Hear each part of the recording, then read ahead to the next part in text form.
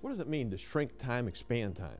Well, what I do in my book Beyond the Cosmos is show you that if God has access to the equivalent of 2 dimensions of time, then you could take a timeline in one plane, and then you can tilt that angle up or down to arbitrarily shrink or expand time in our time dimension.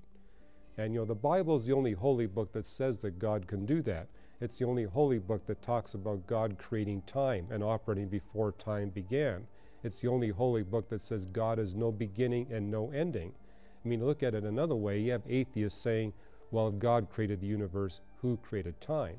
Well, if I were to flip this around, we could have the time dimension of the universe over here. God could be working on another timeline over here that's infinitely long that never crosses or touches our timeline. Hence, he'd have no beginning, no ending. He'd be uncreated. The Bible also is alone in making that claim. He's bigger than time, bigger than our cosmic time. And any entity that's confined to a single line of time must have a beginning, must be created. If you want an elegant proof that the universe is created and everything in the universe is created, that's it.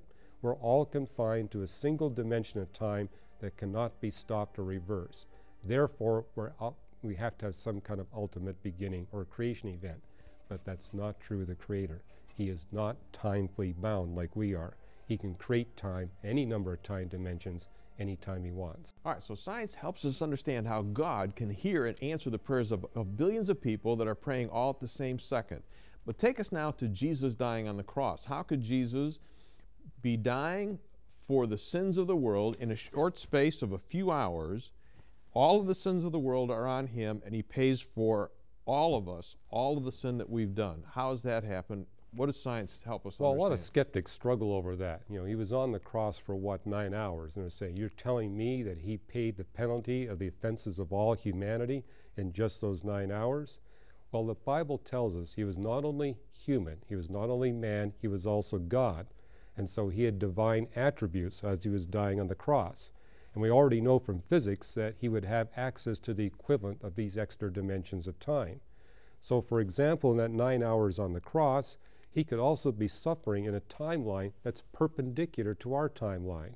He could be also in another dimension of time that's perpendicular to both dimensions. He could be in a sphere of time.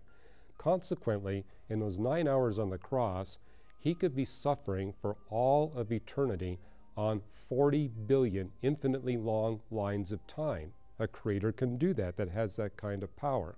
Now, I'm not saying that's the way Jesus did do it. I'm just saying that's the way he could have done it that we human beings can comprehend.